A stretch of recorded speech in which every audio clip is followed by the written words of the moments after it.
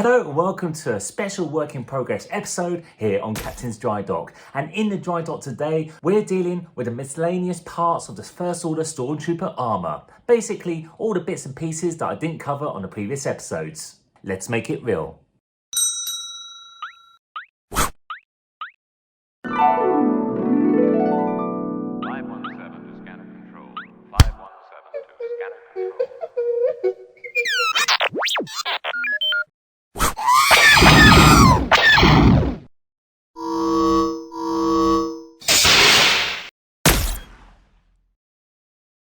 So let's get cracking. The first thing I wanted to address was the calf part of the armour, mainly the bit with the knee. So on previous episode, when I actually made the kneecaps for it, or should I say just painted them, I was going to use a strap type system, a bungee, which wrapped around the entire hinge of your leg. However, it looked ghastly. It looked like basically you just put on a kneecap thing with a piece of string, and it was horrible. It moved around, and also a lot of people who saw that video actually advised me not to do that and do something like this. So if you just look carefully there, I actually added some Velcro. I tried stitching it, but it wouldn't fit on my sewing machine. So instead, I used some really nice strong glue, like E6000, I think it was, popped it on there, and that is good to go. And then added a piece of Velcro on the kneecap on the other side. You can see the two hooks where I actually used those for the bungee cord, and that's redundant. However, I took the string off, and now, look at that. Now that is looking the part, and that is very, very strong, because my concern was because it's Velcro, it might rip off, but because this is about an inch square, it's plenty of surface area to cling onto this and not have this move around. And boy, have I tested this a lot. Forearms. Well, to be fair, there was not much I needed to do afterwards when I first built them, because they came out really, really well. But what I did do later on was remove the Velcro. So if you watched the videos previously of how I was actually planning to put all the limbs together, that I'm using Geeky Pink's gaskets, and they have a Velcro lining on the outside at the rim, and they're meant to stick on the inside of the actual parts. And so I did the same thing for here. However, I realized, I'll give you an example. This is part of the Geeky Pink's gasket. So this is a shoulder part. That Velcro, see this? This is the loop part of Velcro. That's on the edges of each part, which, by the way, there's no instructions of how to put all this on. So hopefully you'll learn from my videos. So this is a separate part, this is a separate part, and they've got this loop part on the edges, which I presume is so it sticks on the inside of the armour, which I've done so here. So there's a corresponding piece of Velcro on the inside here and here. And so that is not going anywhere. And so I did the same thing with the forearms. But I realised when I did that, I didn't have the full range of movement, meaning that when I was putting on everything else or I needed to do something, I couldn't actually manipulate my arm to do what I needed it to do. And so I literally worked out that what I need to do is take out the Velcro from the inside of the forearm here. So now when I put it on, I'll just slip it on like so, just tuck in the gasket. Very easy to do, very quick.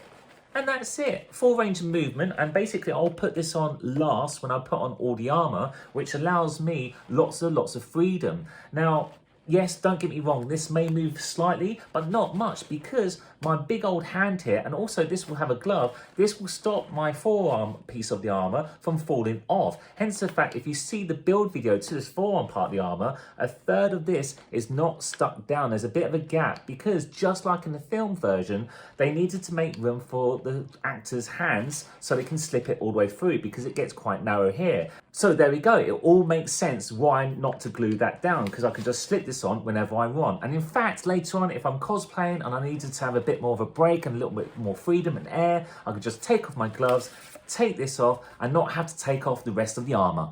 While I got the forearms out, there's something I need to address, and you probably saw it. Yeah, look at those dark marks.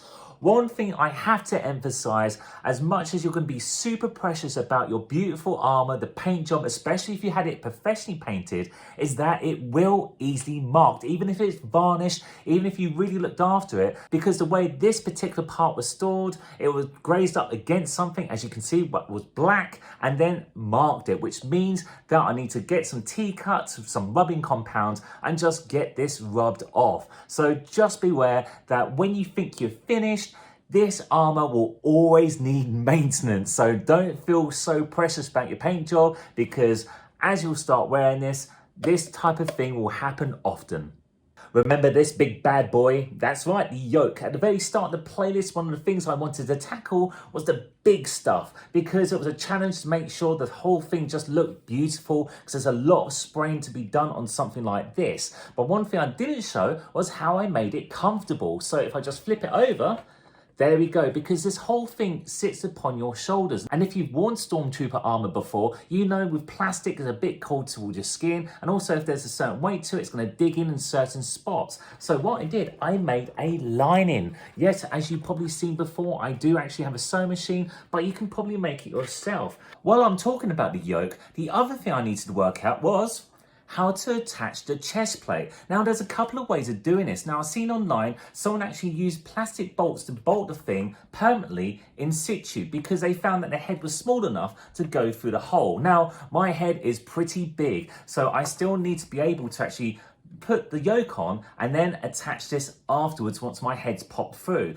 And to do so, I used, you guessed it, Velcro again. So I used some shaped white Velcro, white just in case any's showing, because I need it camouflage, and then the corresponding Velcro on the inside of the chest plate. Now I just pop that on, and believe me, you may be thinking it's not strong enough, but it is. It's amazing. Velcro nowadays is so good quality and so strong. It's not like what you remember when you were a kid and you had them on your sneakers, on your trainers, and they came off all the time. This is really strong, and it does weaken over time, but after all, I could just rip this off and actually put on some new Velcro. Also, I added Velcro to the sides. So how this attaches to the Yolk, you need to attach some fasteners on the side so it attaches there. Now again, I use Velcro on this side and on this side, white as well, but I've seen other methods of doing this. I've seen people use snaps along here, or even better and really smart, magnets. Those great big disc magnets that you've seen online, those super strong ones, they've added 2 or 3 of them there, so the whole thing just snaps together. So there's no need for you to try and line by eye or by feel. The magnets will do that for you. Now I might do that in the future as an upgrade,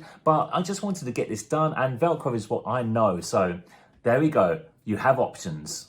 Okay, the sharp-eyed there may actually notice these 2 things just hanging off my Yolk, because as I was making this, I didn't actually cover this. How the shoulder belt attaches to the Yolk, and this is how it's done. So there's 2 holes either side of the metal tab, which is part of the reinforcement of the actual shoulder, and these hang out from the inside. So there's 2 snaps on the inside, and because those 2 holes cannot be made wide enough because of the thickness of the edge here, I actually had to feed through the webbing and then add the snap where it was positioned on the shoulder. And believe me, it was quite difficult and I needed help while I did it, but that's how it works. Now the trick is to make sure that they're the right length for the shoulder belt to be at the right position, because believe me, there's nothing more that pisses off like the 501st or other troopers who take it super seriously is when they see this, when they see the shoulder just overlapping over here. So not too short and not too long. It needs to be just right. So this is the Goldilocks of actually having it in the right position. And believe me, I got these wrong a few times. So there is a little bit of trial and error. Last but not least, the belt. Now, if you saw the video of me making this, you probably thought this looked fine. And if you did think that, thank you so much. But it wasn't. It actually was at the very time that I made it, but things started to fall apart. So if you hadn't watched the video, what happened was I had to try and work out what glue to use to stick the 2 pieces of rubber and the layer of webbing all together and it not falling apart. So I tried the Stormtrooper standard, which was I think E6000 or E7000 glue, and it didn't really work. The viscosity was such that it didn't go into the pores, the minute pores of the rubber, and the thing just peeled apart, just like you put PVA onto your skin, it just peeled off. And so I went to use this special tape. This tape was superb. It's the most stickiest double-sided tape you'll ever see or ever feel in your life, to the point I put this all together and it worked. In fact, I advised at the end of the video, this is what you should do to put the belt together.